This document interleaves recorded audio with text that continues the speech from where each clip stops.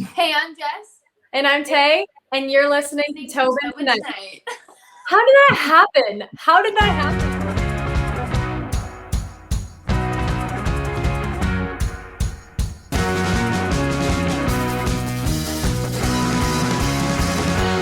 happen? So we are here with Tay and Jess from Jess and Tay.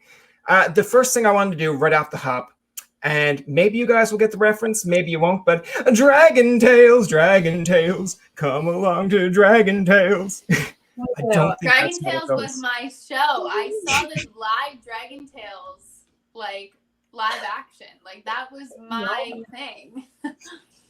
I just enjoyed it because, like, I tell people, like, before they come on, I'm like, it's like a Tinder date, except you actually show up. And the whole point is, like, I know a little bit about you, but not to the point where we're at, like, a lunch with two people, and it's like, yeah, I know all the facts on you, so this is pointless. It's like, I know enough. I know enough that I showed up. Let's put it that way. And then you're going to tell me more, so I can decide whether I want to stay or go. There you go. Well, I guess we'll find out. Yeah, but I like that because doing a little bit of research, I was surprised because I can't remember what the question was, but it was just a very weird answer at the first of it. I know what you're talking about. Yeah, it was like, I think we're like the two-headed monster from like the Dragon Tales. Zack and Wheezy, two heads are better than one. Yeah, exactly. I like how you guys remember that because to me, I was like, I remember Dragon Tales, but it's not my like go-to in like an interview. And I'm not giving you an insult or anything like that. I'm just like, it's interesting and it's refreshing because most people are like, oh, well, like, she's like the bad girl and I'm the good girl, or I keep her in line and she keeps me in line. I'm like, okay, I get it. But if someone ever asked me a question of like, hey, like, you know, what did you inspire to be? I wouldn't be like, oh, well, I looked Little Bear. I inspired to be Little Bear. I remember that though, because like when we thought of it, we thought it was like such a good answer. We were like, oh my God, yeah, no, that's like the best thing we could have possibly said. I think we wrote that like back in like 2016, like when we first started. Yeah, one of the first like actual like interview things that we did, and we were like trying to figure out like the best answer because we were like, what is someone not gonna say? You're like, so clever. Yeah. Yeah. I just thought it was very interesting because doing a little bit of digging, I'm like, I remember Dragon Tales. I remember, so I don't know your ages. I'm not going to ask because I'm told not to ask women their ages. I've been told in the past, but I'm 29. So I remember growing up in the 90s watching Little Bear, Dragon Tales. It's like CBC Kids was the go-to. It was like, no one's going to remove Brian from watching the TV.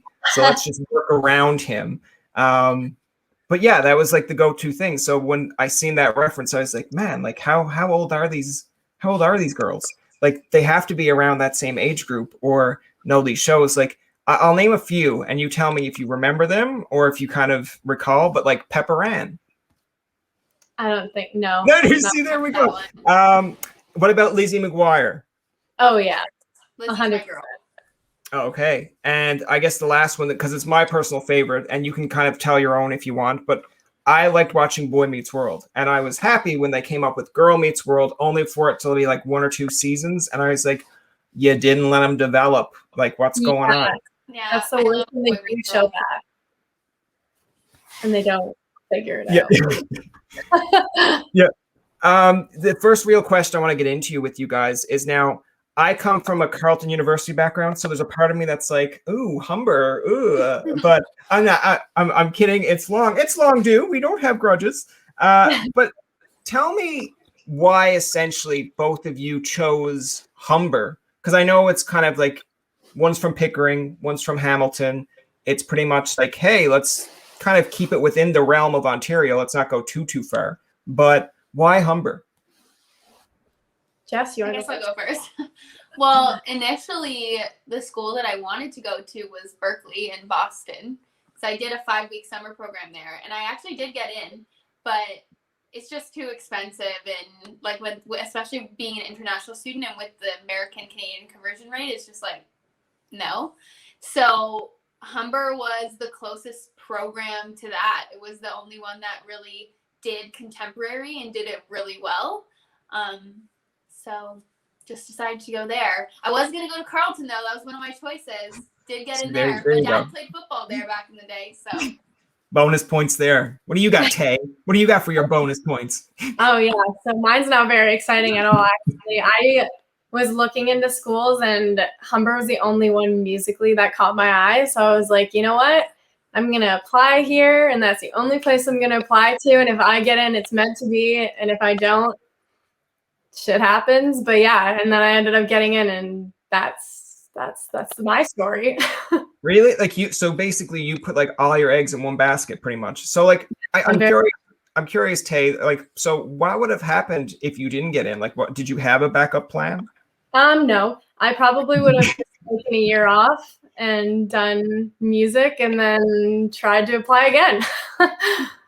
No, I mean, that's fair. It's just interesting to me because I always grow up thinking, you know, just the culture down here or just what you get instilled in you. It's like, I went to MUN down here, Memorial University, and it was either MUN or Kona. And that was it. It's like, once you came out of high school, I'm like, I'm kind of over high school. I don't want to go to a bigger high school where it's like, hey, all the kids that you knew from the city, they're going to be in this university with you, and they're going to remember you as that smart little jerk kid. So you don't grow up. So I was like, no, maybe I'll go to Carleton and do a communications degree where people don't know who you are.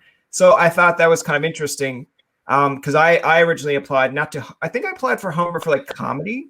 And I was like, okay, why am I going to Humber for comedy? But yeah, to each their own. But I did think it was interesting that, of course, you guys are roommates. Did you ever clash as roommates? Or was it just instant like, you're my sister, I love you, we're going to get along? I mean, at the beginning, obviously, like, well, what happened was we met at like a 2-day prep course and we said, you know, we really clicked as friends. And then we were like, if we both get in, let's be roommates. And so, like, obviously, we lived together all through university, so for 4 years. Yep. So obviously, sometimes it was good and sometimes it was not good. But yeah, we got along for the most part. We were kind of good at kind of like just hashing it out and like letting it be. So when we did argue, it was kind of just like, that was really mean, but like, do you want to watch Netflix now together? Yeah. It's like popping your head into each other's rooms, like, so are you still mad? Yeah. No, I mean, listen, there's a lot of experiences out there now that you kind of want that. And especially like I'm one of those people that do like to hash it out. Now, it doesn't have to be in the moment. It can be like 2 or 3 days later because people get mad. But I would kind of think it would be interesting if you, and I'll do it a little bit, although I do like Taylor Swift. But if you did like the Taylor Swift kind of thing of like, yeah, we got a song tonight, right? It's like, yeah, we got a song. It's like, can I see your song? No. And then you get up on stage. It's like, Tay doesn't like clean the dishes, and it's like, we did not discuss this in a song. You're like, boom, like that's, you just got served. And then it's like, oh, I see how you do things. But yeah, to each their own. But I do find that interesting. Of course, like you said about meeting at the orientation, you guys get along. But were there ever, because sometimes people say those things and just be like, yeah, we should totally be roommates. But were there ever like times where you actually had to seriously sit down and be like, okay, if we're going to be roommates, like, this is what's going to happen? Did you have to clash with different personalities at the time? Or are you pretty much similar? No, honestly, no, yeah. No. I think we talked about it once, and then we like continuously like kind of talked throughout that year. And then like once we both got in, we were like, oh, so you still good? You still good? And then we were like, yeah. And then it just, we never really were like, oh, I don't know. Like, what do you think? We just kind of were like, no, it just makes the most sense. No, I like the answer just because from my perspective of coming to say from Newfoundland to Carleton, it's just surprising to me because you come from Newfoundland, like I said, at MUN, where everyone knows each other, even if you go to different high schools. And when I go to Ontario, it's like, okay, it's much bigger, but you'd still be around Carleton and like, hey, you guys live on res, right? It's like, yeah, this is my buddy from back home. I'm like, how the fuck do both of you want to live together when you're from back home? Like, to me, it's almost like I want to expand. I don't want like the same guy as my roommate being like, you have a new friend over. They're like, oh, did you tell her the story about that time that you did? No, I didn't tell her the story about the time I did that because that's what I wanted to avoid. So yeah, but it's always kind of, to me, a double-edged sword where it's like, you move in with someone you know like what they like, what they don't like. You move in someone that you just kind of met within 2 days of an orientation, and you're like, all right, like yeah, I'll give it a chance, but what happens if it goes sour? Yeah. I know. I honestly never really looked at it that way, but No, that is like, a way to look at it sometimes. But yeah, we got along so well at first that I never really was like, oh, I don't think like anything would happen. Like obviously we've had our fair share of like disagreements and stuff, but all Yeah. friends do, so I mean, if all friends didn't have their fair share of arguments, I mean, are you really friends? It's like that thing where Right. it's like, tell me you're friends without actually telling me you're friends. It's like, well, we had this battle one time in like high school. I'm like, okay, that's fair. You guys still talk? Yeah. Okay.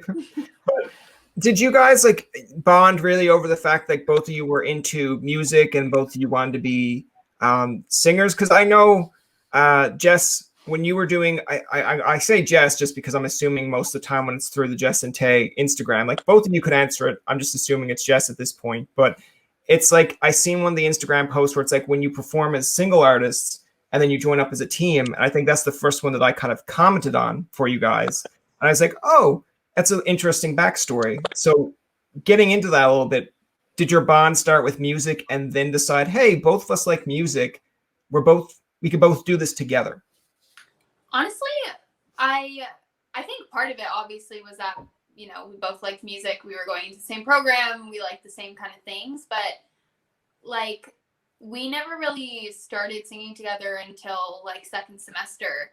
And so, I don't know. Like, we kind of just clicked as friends. And then one night we were like, do you want to write a song together? And we did. And then we decided that we sounded really good together and our song turned out good, and we were like, maybe this could be a thing. But yeah, I don't really think we like initially went into it thinking like, oh yeah, we can be this power duo. Like, yeah, we were just like, she's pretty chill. Like, I think we can live with her. Yeah, I was gonna say like I think we definitely clicked on like more of a personal level. Yeah. Before we clicked on a musical level because we just were like, oh, we're like very much similar. Like we kind of like were the same in high school, so we figured like we'd get along really well. And then like from there we were like, oh, we like click really well musically. Like after we wrote together the first time was definitely when we realized like, yeah, we can do this.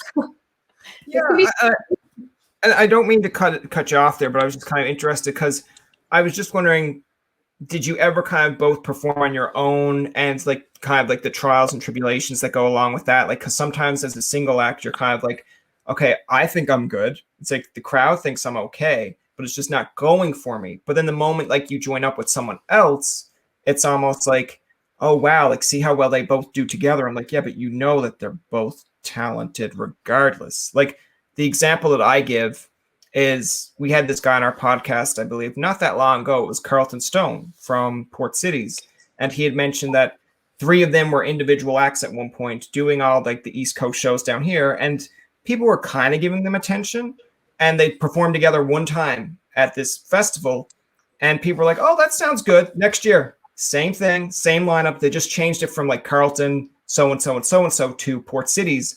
And next minute, they just kind of blow up. I'm like, I don't get it. Like they're the same people. Like it's like me going up and calling this podcast Tobin Tonight and like no one listens. And then the next week I come back and be like, 90s talk with Tobin. And it's like, oh my God, I love that guy. It's like, he didn't change. Yeah, I don't know. Like, I don't think, well, because we were so young when we decided to form the duo, like I had done performing and stuff on my own throughout high school and like contests, like went down to Nashville a few times, did writing and stuff like that. But I don't think there was ever a moment where I was like, maybe we'd be better as a duo, like better than we are on our own. Yeah. I just always thought of it as like people seem to like it. We posted one YouTube video and it's like, we say this all the time, but like it's fun. Like it's more fun doing it with someone else. Like you get to perform with your best friend and like have a career with your best friend. It's like can't get much better. Yeah. Tell that to Robin Adelini. No. Tell her to be like, hey, like bring in your friends once in a while. I like that. I only bring it up as a joke because we had Robin on in an earlier episode. And you know, when she goes on Instagram and shares these stories like everyone does, she had down Jess and Tay as one of the songs that she was referencing. And this is where I want to give you, it's not a backhanded compliment, so I don't hope you take it that way, but it might come across that way.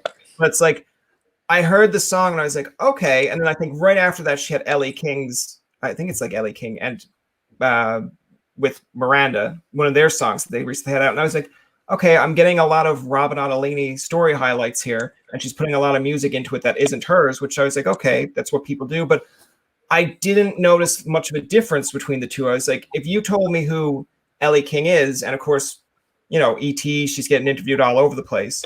And then Jess and Tay, I was like, oh, they're going to be from Nashville too, right? They're like a Nashville country song too. And then it's like, oh no, they're from Ontario. I'm like, but they both sound great. So I hope that's not like a backhanded compliment, because in a way it's like, hey, you guys are from Ontario and this girl's from down in the States. But I wouldn't know the difference. Only for Robin Ottolini said, oh yeah, I miss like sitting around and having like wine with you guys. I was like, she gets to sit around with and have wine with people from Nashville?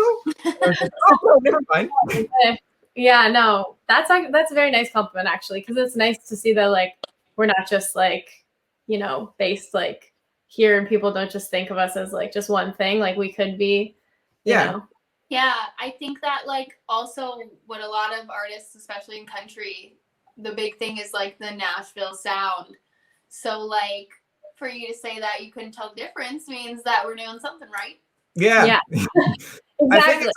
I think it's also in a world which, again, I like it. It's not that I'm shitting on it, but it's like if you went back, say, with Garth Brooks, Tim McGraw, Reba, it's very country. You go to like Much Music and you'd hear like Backstreet Boys and Sync. It's like there's no way you'd get them mixed up. But now it's kind of like you have a country pop, and I credit Shania Twain for that, and I'm not taking that away from her. But you have Shania, you have Taylor, you have songs that you're listening to, and you're like, is this country? Is it pop? Is it going to be like, 10 years from now where you'll have, I don't know, you'll see a kid on the street and be like, what's your favorite kind of music? They're like, I like alternative country pop. I'd be like, what is that? What does that even mean? They'll be like, Ellie King? I'd be like, oh, you mean the one who created the whole thing? And they'll be like, yeah. And I'm like, wait, she didn't though. She didn't. But yeah, I think that the way that country music is now, you get a lot of more crossovers. Like you get a Florida Georgia Line teaming up with a Nelly. I mean, I can see it down the road where it's like, because American Idol, you could have a Katy Perry and a Luke Bryan. I'm like, I know what you're doing. Like, don't try to trick me. Don't try to tell you that this wasn't in the works the whole time. But yeah, I think it's cool to see that. Like when you listen to, I guess, country music now, do you get that same kind of vibe? Because some people like the old country. Some people are like, I'm okay with the new. But what's your take? I think I personally I like the direction country's going in. Like I just don't think that there needs to be like barriers between music anymore, because it just like makes it so much better when you like put them all together. But I do think the one thing that like does still keep it country, when it's like a country artist doing like a pop country song, like I don't know, I just think like lyrics in country music delve a little deeper still, which is great, right? Like we're still like, a lot of songwriters still really like take the time and like make sure that these lyrics are something that like people actually want to hear and listen to, as opposed to just like a lot of repetitive things, which I still think like is great. And that's still kind of keeping the country roots, because that to me is like lyrically in country, like nothing beats it. Yeah.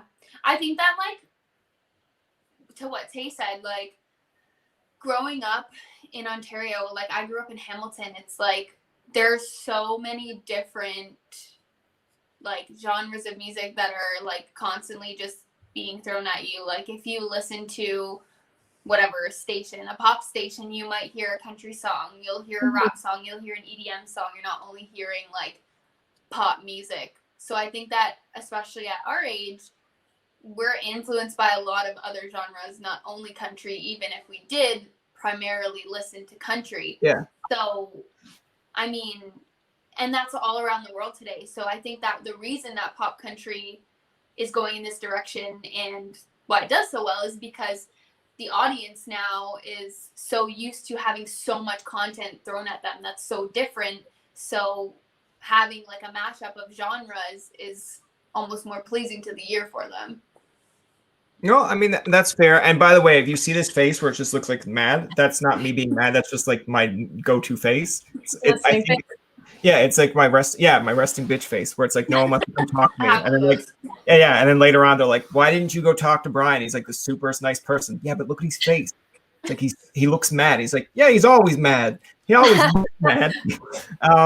But no, that's a really good answer, because I know for me and a lot of the acts that we've had on, like Sarah Wickett had mentioned it. I think Kira Isabella, they kind of say that Shania Twain's Up album really kind of inspired them, really kind of got them into that kind of, I guess, rhythm or music of saying like, oh wow, like we can be from Canada and be successful at the same time in this field, and it doesn't have to be strictly country.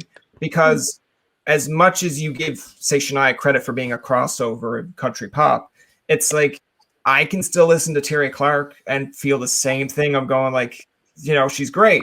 It doesn't have to be labeled one or the other, but for some people, it's kind of like, well, it's nice that you have country pop. Like, I remember years ago when comedians would make the joke of Garth Brooks. It's like, well, he's country and he's rock and roll. I'm like, I don't notice the rock and roll as much, but I guess if you listen to like the old country, you're like, hey, it's not what we're singing about. And then Garth Brooks is like, well, I'm going to do it. So I'm like, okay, fair enough. And then there's kids out there today that's like, well, I like Luke Bryan. I like, Thomas Rhett. Like, I do too. But listening to Garth Brooks compared to Thomas Rhett, little bit different. Just a little bit.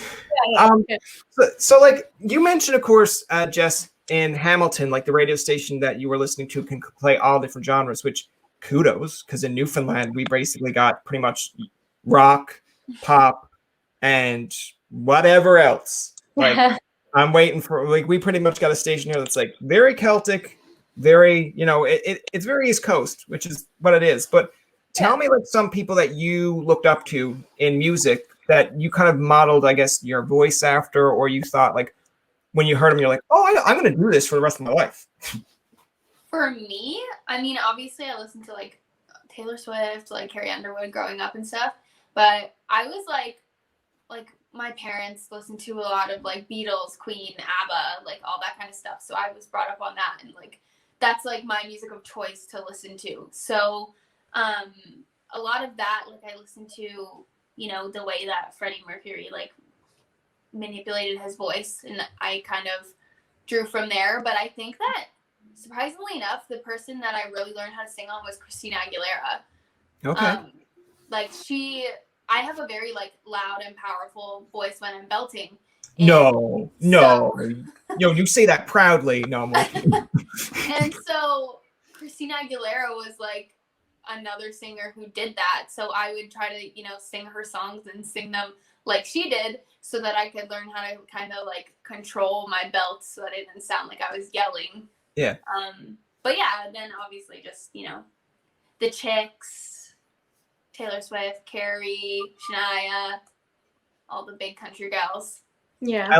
I like how your answer, though, like, I'm going to give you a lot of credit there, because I like how you didn't call them, because I will, the Dixie Chicks, because of course we're now in this world where it's like, you can't say Lady Antebellum. It's like, I kind of get it, but it's like, to me, you're still Lady A, I guess. But to me, they're always going to be the Dixie Chicks, and I'm sure they'll be like, we're never going to come on your show if you call them the Dixie Chicks. I'm like, all right, I'll change it for the one time. But I do like your answer, and the thing that you were mentioning about, of course, Christina Aguilera and practicing her voice. The one thing, and it's not to make fun of you because it just came to my mind, was the video that always pops up. I don't know if it's on TikTok because we're older than that, but it's like on YouTube, it would come up of the girl who's trying to sing to hit the right note, and then she keeps on like trying to hit it, and then she screams. She's like, ah! And then she's just like, I can do it. That I'm just video like, just like unlocked a memory in my brain. is that you? Jess? Is that you? No.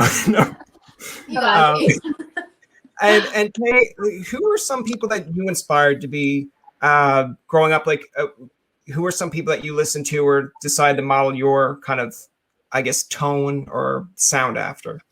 Yeah. I think like I'm kind of the same as Jess. Like growing up, my parents listened to like all kinds of genres of music. Like my dad was really into like rock and like alternative rock. So like the Foo Fighters, my dad would always listen to, and I was like, hell yeah, but I could never sing like that. But and obviously like the Chicks were a huge influence in my life, and also like Avril Lavigne was also like my first concert I ever went to. So like I would always sing her songs. So I guess like I never really like tried to like sing like someone, because I grew up singing classical music. Okay. And like the first like, because I started when I was like super, super young. So like that was the first like big taste of like singing I ever got, was singing like that. So I guess I just kind of like, once I started playing guitar and then I was like covering other people's music, then I was like, oh, I want to sound like this person, or oh, I want to sound like that person. And it was probably like more like of the country style, because when I did start playing guitar, that was when I really, really got into like country music. So I definitely like tried to sing like the chicks, and I tried to sing like Taylor Swift when like she had her first like few albums out, and like all that kind of stuff, doing the twang and everything. But yeah, I definitely have like a bunch of different genres, but I never really like tried To really stay. hard. Like, stay in one lane. Yeah. No, I think that's interesting because I'm just thinking of the answer of like Avril Lavigne. Like, so were you like singing in the backyard of Skater Boy? Oh hell yeah, Skater Boy is my shit. Yeah. Oh yeah. I'm pretty sure at the concert I was so young. I think I was in grade like 3 when I went to the first concert. I fell asleep before she even came on. So yeah, if you ever meet her, that's a story. Like to be like, yeah, it's like the first concert that I went to. It's like you came on and I dozed, and they'd be like, what? like, no, not like that. I was tired. Yeah. Like Avril, if you're listening, go on a reunion tour so I can actually see the concert. Yeah, exactly. That's how I feel if I ever meet like Conan O'Brien. I'm like, listen, I didn't know a lot about your late night stuff, but when you did the Tonight Show, he's like, really? The Tonight Show? That's when you tuned in when I had to move to LA? And I'm like, listen, like, don't hate me. I was maybe the one of 100 people who watched you. Like, stop. just stick with me. The other thing I kind of want to get into you with is, you were talking about, of course, your musical influences, going to Humber and getting in the program and being roommates. But were there times when you were first going on stage as a couple or as a duo couple, and just and then just going like, like getting nervous? Did anyone have to talk the other one like kind of down? Like, because I imagine the first time doing anything, whether it's like on your own or as a duo, it's like, all right, how are we going to sound? Like, I know we think we sound great, but what are they going to think? I mean, interestingly enough, our first like real show was the Boots and Hearts Emerging Artist Showcase that year. So we had rehearsed it like so much. Yeah. So we were like, so his eyes are like, hell yeah, we go.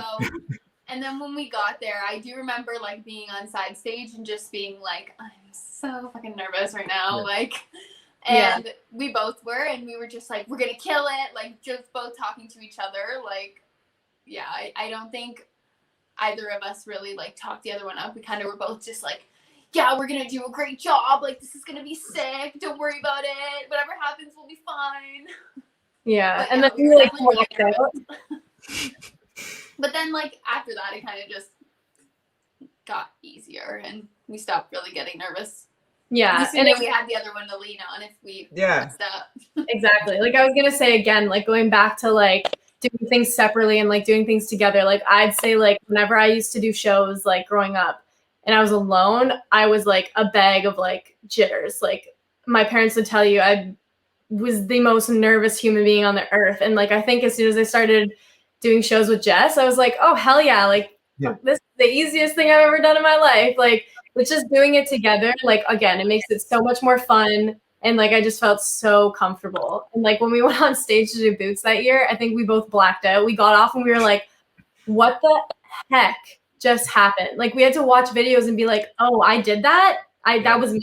Oh, I don't know. I have to rethink that one. Well, it's good to black out after the fact, not on stage, because then that's a whole different show you're a part of there. Right? That's like after, Sorry, I remember after we both were like, "Did I sound okay?" Yeah, like, we're both like, "Did it sound fine?" Like, I couldn't even hear myself. I didn't know what was happening. Like, no clue. And everyone was like, "You killed it." I'm like, "Are you sure?" And then I watched the video and I was like, "Yeah." I was like, I don't know. Didn't kill it that good.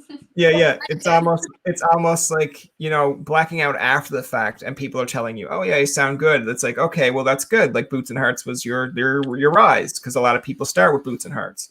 I'm not like so familiar with Boots and Hearts coming from the East Coast, but I'm assuming it's kind of like when you have a festival down here that's big, like the whole kind of town, city, country knows about it, and it's a launching point per se. Yeah. It's almost like, I guess, a Canadian or a country music version maybe of like Much Music. When you get on Much Music at the time, it's almost like we're going to launch you. Not literally, but but I think that's interesting because I can imagine if you blacked out on stage, it's like, our music careers might be over, but send this to AFV. We might have a chance to win some big cash. But it's the other thing that I really thought was kind of interesting when you mentioned about Boots and Hearts is the amount of acts that do go to Boots and Hearts and you don't know them at the time, but they end up coming bigger through Boots and Hearts. Like I believe Robin Ottolini said on hers, like it was like the top, she didn't get top 1, but it was like top 3. And I kind of made the joke to her of like, why don't you just name it number 2 or runner up? She's like, well, I didn't actually win runner up because there was 2 other people. I was like, that's so stupid. Like just have a number 2 and number 3. Who's getting offended? You play somewhere at a Boots and Hearts festival. But you see the acts that kind of come out of that and then go to other places. Like you do have your Rec Laws, you have Robin Ottolini. I think Sarah Wickett had mentioned as well. I don't know if she was on it. I believe she was, but she mentioned that that's one thing that she either got to do or wanted to do. But it's cool to see like you're getting recognition for this stuff. And of course, now you're nominated for an award. So, I mean, I'm assuming that's a big kind of feather in your cap. It's definitely, it's crazy. Yeah, it's really exciting because like, as Robin mentioned, we were in that same contest with her. Like we were that same year. And it's kind of cool because, we got to play at Boots in a contest and now we're playing there this summer as like just an act and like not in the contest, which is like kind of a full circle moment. It's like, okay, we're only here because we're in this contest, but like this year they actually want us here. Well, I liked your story though behind like the Boots and Hearts because I believe one of you was getting ready to go to an exam, and I can imagine now in my mind it could be totally different, but let me imagine things. But it's like, someone gets the email and someone's like, I don't believe this is real. It's like, I have to go to an exam. It's like, get back here. Like you read this to me to make sure this is legit. It's like, so you basically want me to fail my exam just because you don't believe in this email? But take me to that process because I can imagine that both of you were excited, but was there one point of time, maybe Tay, where you kind of like, just God, like, let me go. I have other things to do. I can talk to you later about this. That's definitely me. Well, Jessie was the one going to her exam, so. Taylor is always like the one who's like, I have ideas. Let's talk. I'm like, give me a minute. But yeah, that time was pretty cool. I was okay with the intro at that point. Yeah. I can just imagine because it's just like you hear of a lot of people that will say like, oh, they missed this call and then that changed their whole perspective of where they went with life, or they got the call. But I like how yours was like, I was kind of groggy, but then I see it was Boots and Hearts, and I was like, yeah, I might want to take this. And I was like, no shit, you might want to take it. What are you gonna do? Be like, sorry, like I was sleeping and I didn't really get your call. I'd be like, oh, that's great. It's awesome. Like, sure. It was definitely like crazy. I do remember that day, and like, I forget, was it you or was it me that saw the email? Maybe it was both. You saw the email because we were both like both awake, but Taylor, it was our elective, so like we didn't have the same exam, whereas like all of our other classes we did. So like I was literally had my backpack on, like leaving out the door, and she's like, Jess, and she came into the kitchen and she's like, we're like in the Boots and Hearts Emerging Artist Showcase, and I was like, what?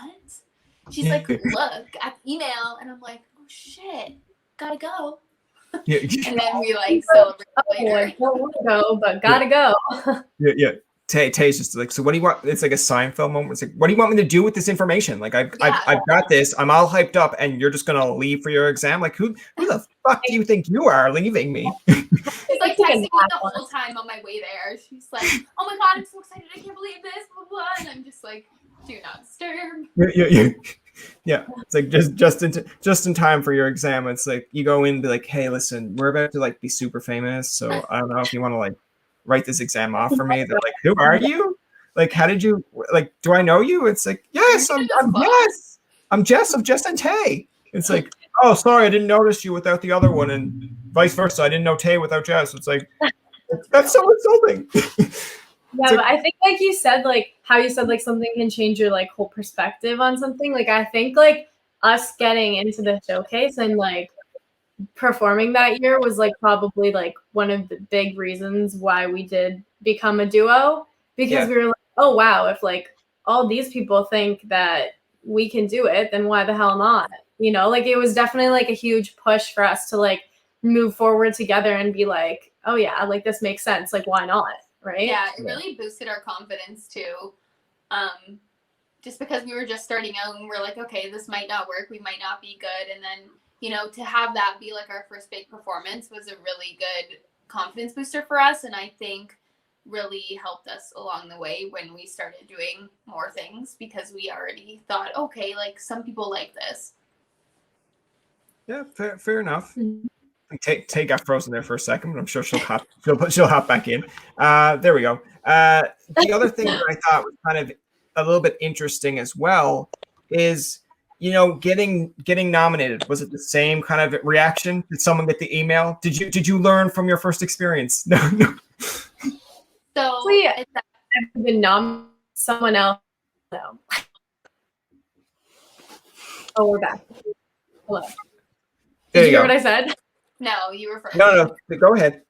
Oh, I said every time we've been nominated, like, because they do it in like different tiers, like second ballot, first ballot. There's been someone that texts me or like texts one of us, and they're like, oh, "Congratulations on this!" And I'm like waking up from sleep, and I'm like, "Oh, thank you. I didn't even know, but thank you so much." Yeah, because like they don't email you right away. They just like post on Instagram like group or duo nominees. Oh, really? Like, okay. Okay, and I don't even think they tagged us either. That's a weird way to find out. Imagine if it was like with your face. Yeah, it's like the winners are Jess and Tay. You're like at home, like, well, it'd be nice if we knew. I can even for their like the CMAOs did like an Artist of the Month thing. Yeah. And we had no idea until like the middle of the month when someone was like, "Oh, this is cool! Like you guys are Artists of the Month." We're like, "What?" Yeah. They posted it like at the beginning of the month. Yeah, it's Here we are like the middle of the 19th of the month. And we're like, "Thank you so much for like making us your Artist of the Month." Yeah.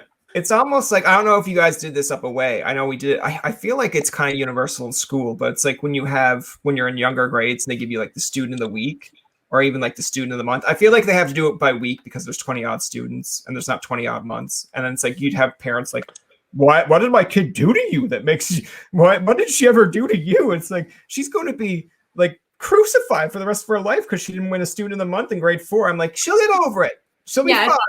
Yeah, gonna make or break. yeah, but like I remember like it's like a student of the week where it'd be like, okay, they tell you on Friday, like just say it's like a kid named Nathan, you had a great week. Brian's the next week, he's like, oh, I'm already done. It's like, yeah, it's called a week, Nathan. So then you'd go in and like on Monday you'd have your own little desk and like show everything that you liked, like your favorite toy, your favorite movie, all this kind of crap that no 4-year-old or someone in grade 4 gives a shit. They might come over and be like, I didn't know Brian liked wrestling. It's like, no, he talks about it all the time. Like, good to know him. But I look at that as if to say, if the teacher told you Wednesday, hey, student of the week, you got it this week. I'm like, well, thanks. I only have now a day to bring it all in. Like, come on. Yeah. Did you guys ever have that in school? I'm pretty sure. I don't think I ever did. Elementary school, but I never got them. So. Oh, well, see, you're that kid who's like later on, like, be like, go to that teacher, be like, what did I do to you? What did I do to upset you? Why didn't I win? Why did I get one student of the week? Come on. You know what we did have? At my high school, we had like this Pita Pit Athlete of the Week, where if you were the Athlete of the Week, you won like a Pita Pit gift card. And I remember because I played basketball through high school, and I was like, if I don't win a Pita Pit of the Week this year, like it's gonna be. I didn't even care for the gift card, but I was like, she's going down. A Pita Pit Athlete of the Week to be cool. You're like, I am Pita Pit Athlete of the Week, and I did. So you did? Okay, good. I feel like grade 9. Yeah, I feel like Jess. I feel like not to diminish that, but I feel like rumor got around that if you didn't win, that something bad was going to happen, and they were just like, just give it to her, just give it to her. Yeah. That's usually how I think most awards go. It's like, listen, if I don't win it this year, and I've been nominated 3 years in a row, it's like, we're so happy to announce the winner this year, and it's like, I can't believe I won, and there's people backstage like, well, no shit, you won.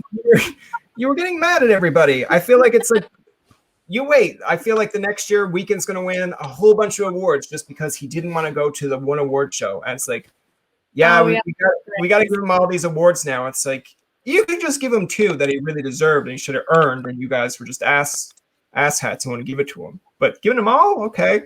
But yeah, I think that's interesting though, like, because when I seen the nomination, when you posted, I'm like, oh, they must have got like an email or someone must have sent them a message of saying, hey, like, congrats to you guys. Because of course you see the other acts that are involved in it as well. I'm like, oh yeah, that's good company. But to hear that, it's kind of like, hey, someone give us a heads up so we don't have to dig stuff up. Yeah. Who knows? I could be out there for like a podcast of, a month award, and they're like, you lost. I'd be like, when was this? January 2020. You didn't send in your speech. I'm like, I didn't know. Yeah. Yeah. They sent you like an email saying like the 2020 nominees are up, but like you don't get a notification of if you're one. Yeah. Be nice just to even acknowledge like, hey, like the nominees are up, and also these are the ones that you're involved in. Then you're like, cool, great. Unless you're a really supportive friend, you're like, hey, I know that person. Let me put that on my timeline because I support them. Yeah. I'd be like, no, don't want to do that. They can do it themselves. Here for me and me only. The other thing I kind of want to get into with you, we were talking a little bit about the 90s, a little bit about like things that, of course, some people that you grew up listening to, some kind of TV shows. I thought it would be kind of interesting or fun to name some things that you liked back then that aren't around right now. Like, I'll give you the example of when I was younger, and it's probably a different channel from where you're to, but we had Channel 70, which was a pay-per-view channel. So it would show you previews to movies, and it sounds like a really weird thing for a kid to say or do. Of course, I'm not going to order it because I don't have a Visa or credit card, but someone will be like, do you want to watch that later? Like a parent will come in and be like, do you want to watch that movie later? And I'm like, nah, I'll just stick and watch like the 12 previews on repeat the whole day. They're like, oh, okay. We might want to get him checked out because he doesn't want to watch the movie. He just wants to watch the preview. And even to this day, I will watch movie previews and be like, oh, that looks really good. They'll be like, do you want to go see it? I'm like, no, I just want to watch this preview like 12 more times. I get the gist of the movie. Like Spider-Man. Like I've seen maybe Tobey Maguire Spider-Mans, but not other ones. They look good. Oh, yeah. And they're like, let's go see it. I'm like, I get the gist. So like, name something like that you missed, I guess, back in the day that isn't around now. I go back to like what you said about movies. Like we used to have, obviously there was like Blockbuster, but in Hamilton we had like this Steel City Video movie rental place, and like they sold all your favorite snacks, and like me and my mom and my brother would go there like every week and get a movie. And I'm sure there's still movies we forgot to bring back in the basement like right now. Oh yeah. But like I loved going to rent movies, and like me and my boyfriend even sometimes still at Walmart how they have like the $5 DVDs. Like we'll just reach in and grab one and buy it, because it's like with Netflix and everything now, it's like everything's at your fingertips, and sometimes it's like just nice to have like, oh yeah, that's the new movie, I like want to watch that, I want to get the DVD and watch it. Yeah. So yeah, I kind of miss that. I agree. That's fun. Before Tay gives an example there, it's like when you mention that, sometimes I feel when I do that at Walmart, when you go through like the $5 or the disc rack thing, it's like almost like someone's like, geez, look at how cheap he is. It's like, excuse me, how old are you? They're like, I'm 16. I have a Netflix account. I'm like, is it yours? Is it yours? And they'll be like walking away. I'm like, hold on, you answer my question. Is it yours?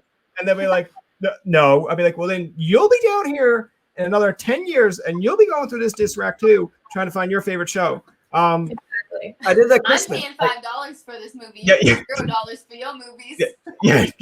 I did it at Christmas. I went out to Walmart and got like, I already had it, but sometimes when you really, really like movies or DVDs and you play them so often, it's like, it doesn't hurt to have a backup, especially if it's $5. Mr. Deeds is my all-time favorite movie. So I think I got 3 copies of that.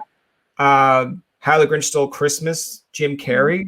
Went out and got that twice. And I can't believe it's like 20 years because I have a niece and she's like, oh, I love this. I'm like, oh, that's great. And then it's like when it shows up on the screen of like when it was made, I'm like, I gotta go take a little bit of a moment. And she's like, you're not gonna come back and watch it. I'm like, I will, but I need the moment to realize that it has been like 20 odd years since that movie's out. Because I have brothers that like idolize, say, the National Lampoon or like Home Alone, and they're like Macaulay Culkin's age, and I'm like, Macaulay Culkin's like 20, right? And they're like, no, right? Yeah, he's not. He's not. I'm like, No. I watched this movie still, and you're telling me when it came out that I was either not born or just a fetus. Like, Yeah. I'm not okay with that. I'm not okay with that. Yeah. So Tay, give me some examples, I guess, or an example of something that's not around anymore that you really missed or enjoyed. Okay. Honestly, I would say like a Walkman because Oh, really? like, yeah, I remember I had a Walkman and like that was my shit to just like pop in a CD on your way to like your grandma's house, pop on your headphones, just stare at the window and like you're in that movie, you know? But like, and I also just miss like getting like CDs as presents. Yeah. Like when you were younger, like you were like, oh my God, like that new Taylor Swift album's coming out or like whatever it was that was your shit. And then you would get it for Christmas and you're like, all right, see you guys in a couple hours. I'm gonna go listen to it now, right? Like I just miss like popping a CD in and like listening to it. Now it's so like sad that not a lot of people buy albums anymore or even like listen to full albums anymore. Yeah. Whereas like back when we were younger, like that was all we could do. We would listen to the full album and know every single word to that song, like to that album, like front and back, cover to cover. Like I remember, so One Tree Hill is like one of my all-time favorite shows, and their soundtrack is so good. Like to this day, still love listening to it. And I remember I would sit on my computer on LimeWire and like download the songs from One Tree Hill and like burn them on a CD and walk around with my Walkman or play them in my room on a CD. And I was like, this is sick. And like I used to make like playlists and road mixes that I'd put in the car with like a CD. And now it's like you just do it on your phone. But like it was such a different time. Like you put so much effort to like burn that physical CD and download all the songs. Now you can just like click download on an album. But like credits to us for like knowing how to do that. Like right? Yeah. Kids now like burn what onto who? Yeah. Like also I think, one more thing. Sorry. Go ahead. Do you remember when you get cereal boxes and you would get the games inside the cereal boxes, like the disc games? Yeah. Those were also I like how when you said that you clapped like oh yeah, that's it. That's my stuff. So, those were so fun. And then you'd like go to school and you'd be like, do you have this one? And they're like, no. And you're like, well, it's good. It's a good one.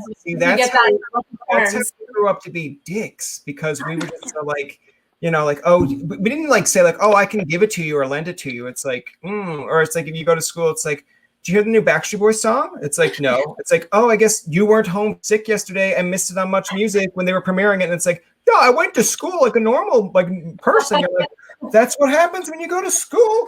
It's like, oh my gosh. I remember, I think I was in grade 7 or 8.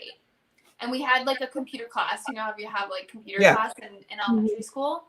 And it was the Justin Bieber and Chris Brown. What's that song called? And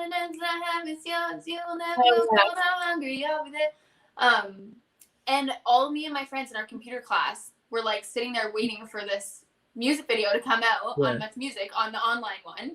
Yeah. And that's just like literally, like you would never do that now. It's like I can just pull it up on YouTube. It's coming out. Yeah. It's so weird when you say that because I remember being home like sick from school and I remember it was like N6 Bye Bye Bye came out. And I like music videos. I still do to this day. I think there's a lot more effort put in back in the day to a music video than it is now. Some will argue. But I remember sitting at home and it's like world premiere of N6 Bye Bye Bye. And I'm like, I'm a Backstreet Boys fan through and through. But I was like, yeah, it's like cool. I'm going to be home and watch this for like the first time. And it's interesting. And I remember going to school the next day and mentioning it to someone. And now today they'd be like, oh yeah, can you do that later? Or I'll YouTube that right now. But they were like, you motherfucker. Like I have to go home now and watch Much Music for 3 straight hours, just hoping that They music play video this again. plays.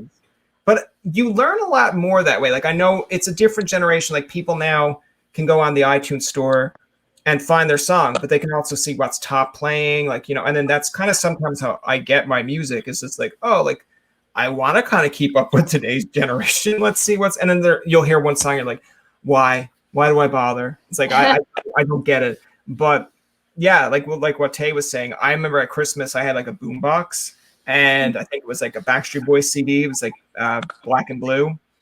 So many songs I'll remember on that weren't even released for music videos, but you remember them. And then I don't know why, I'm assuming that my mom overheard me one day when I was 13 say that I thought Ashley Simpson was cute. And then she was like, hey, Brian, here's a Christmas gift, an Ashley Simpson CD. And you had like 2 people over. I was like, oh, this could not go more worse. I was like, if it's like between me and you, great. Like, but now there's 2 people from my class that are going to be like, do you know that Brian has an Ashley Simpson CD? It's like, oh, no, he doesn't. Let's tease him for life. But now if you go and tell someone, yeah, I downloaded a Taylor Swift song, what are you going to do? They're going to be like, oh, yeah, I really like that song. Cool dude. I'm like, that's it? Like, you're not going to ridicule me? It's like, no, man, that sounds stupid. Why would I ridicule you? I'm like, I am so confused. I saw this like TikTok of this guy, and it was like, when you're going to school in elementary school, and you're like, yeah, I hate Justin Bieber, like, you like his music, but then like on your walk home, you're listening to One Time in your headphones. Oh yeah, I mean, people will say what they say of every artist or every act. Like, there's times, I'm sure, if I interviewed people or if they came to me and they're like, you like the Backstreet Boys, right? I'm like, no. They were like, are you not wearing a Nick Carter shirt right now? I'm like, as a gag gift. Like, and they're like, I'm pretty sure when I call you, Aaron Carter's ringtone is that's Aaron Carter. I'm like, it's a great song. What's wrong with you? I think there was actually a legitimate point where I think everyone goes through, and it's not that it's like bad mouthing these acts, but it's like, I had to kind of get away from popping a little bit, because it's like, that could be your closet pop, where it's like, I have to go home and listen to this. I can't listen to this out in public. And then that's when you discover like All Time Low or Angels and Airwaves or like Sum 41. You're like, yeah, this is great. And they're just like, you really like this? I'm like, yeah, awesome. And then it grows on you, but there's a point of view that's like, how is this different than pop? Oh, just because they're singing a little bit more harshly? It's like, because they're not dancing around? Like, I'm sorry. It's like, you give me Britney Spears or Avril Lavigne, I'll take Britney, but that's not to say that I don't want to enjoy an Avril Lavigne concert. But I don't know. To each their own. Like, I like Celine Dion, but if you told me you have to like talk to Celine Dion, I'd be like, I'm a little bit nervous to talk to Celine Dion, because it's like, hey, Celine, how you doing? Did you just call me Hey Celine? No, I said, hello, Celine. Like, don't call me that. Call me Miss Dion. I'm like, no, that sounds like Dion's enough to me. Like, come on. I want to do that. But another one that I guess would kind of come up with, because we mentioned about LimeWire. Did you ever have on LimeWire? Because I know I've done this a lot, because you don't see it in real time now. You can listen to a song and be like, oh, that's not the right song. You go home, download a CD, and then you'd have the whole like, I did not have an affair with that woman. You're like, that is not the song I wanted. Yes. Yeah, it would say it, and then like it would be a remix, or like someone would have like remixed the song themselves, and you're listening to it, and you're like, what? You listen to like the first few like the first minute, and it's like normal, and then in the middle it's like someone's life story or like their testimony of something, and you're just like, I have to reburn this entire CD. Yeah. Just not listen to that song. Well, I was a rookie when it came to burning CDs, because my brother, which was like, of course, I call him the veteran of CDs because he had like 20. He would put different songs on all different CDs, which is fine because you just swap them in and out. I was not that smart. I would like have the Pokemon soundtrack, and then like on one CD, and then on the second CD, maybe swap out 2 songs, but still have like the 8 ones from the other one. And he's like, you're wasting a CD. And I'm like, no. I'm like, no, I'm not wasting. No, I'm making the last one better. Yeah, exactly. I am altering it because I'm going to listen to these 8 songs, and now these 2 new ones I put on. He's like, or you could just switch CDs. I'm like, that takes a whole lot of work. He's like, you have a Walkman. It's literally up, down, put it on. I'm like, yeah, but see, all that time that you did that, I had switched to my next song by just clicking next. And he's like, I can't talk to you anymore. And we haven't spoken since. No. But like those are really good examples. Now, in terms of other things, like outside of, I guess, the music side of things, are you guys into video games at all? Did you grow up with like N64s, PS2s? I'm assuming it's very like a guy thing to ask, but like, did you ever play like a Mario Kart? Did you ever get mad at a Mario Kart? I love Mario Kart. For sure. What I miss is, to be honest, Yeah. Wii. Here we go. Like, I got a Wii, and like I loved that thing, and to this day I still try to play it. Here I am 2 weeks ago looking for my Wii Sports, can't find it, but also can't buy it. So that's my frustration of video games lately. Really? But I also had a Game Boy Advance SP that I still use to this day. Okay. Love That's that. good. I will. You know what? After this, I'm gonna be like, Jess, what's your Game Boy tag? Because I still have my Game Boy here too. I actually have a Game Boy Color like in arm reach, but you know what I noticed about the Game Boy Color? When you were younger, you thought it was like the coolest thing ever, and then when I recently got it, I'm like, oh, my nephew will love this because it's just a handheld device. No, I felt bad for giving it to him because it's pure daylight, it's pure sun outside, and he's like, I can't see the screen. I'm like, I can't see the screen. I'm like, my eyes are good, like everything else is clear. I don't know how we played it. I don't know how I played it in the dark. I didn't have one of those flashlights. And like the cops overheard us now. I know. They're coming. Yeah. And GameCubes were pretty sick. I think like because I used to, when I would come home from school, I would go to like my neighbor's house with her kids, with my brother, and we would just go in their basement and we'd set up the GameCube, like put in like Mario Kart or whatever, and we'd just be like gaming for hours. Gaming. Yeah. And then my mom would be like, all right, come home now. And we're like, no, because we didn't have a GameCube. Yeah. We're like, no, we must stay for the GameCube. Yeah. I feel like when we were younger, and I'll let you go with Jess in a minute there, but I would spend like Friday nights going to my friend's house, and like it used to be like now kids can just play at home. You just add your friend and you can play at home. You had to set it up at a friend's house. Like if you had the game, when the game came out, it's like, oh my God, Brian has the game. Oh, we're all going to like love Brian for like the next 2 weeks, right? Yeah, that's the deal here. It's like, okay, like invite Brian over and we'll play the game. And then they had with the PlayStation, it was like the multi-tap. So then you could plug in 4 different controllers. And then whoever had the multi-tap, when it was their time to go, it's like instant why I feel like our generation, some of it get offended on social media, but I think a lot of it is just like, it's like water on a duck's back. Because you got yelled at as the person who's like, yeah, Robert has to go. Does the multi-tap have to go? Well, yeah, it's Robert's. Fuck Robert. We don't like Robert anymore. It's like, you just loved me 5 minutes ago because I brought the multi-tap. Yeah, but now you're going, so you're a piece of shit.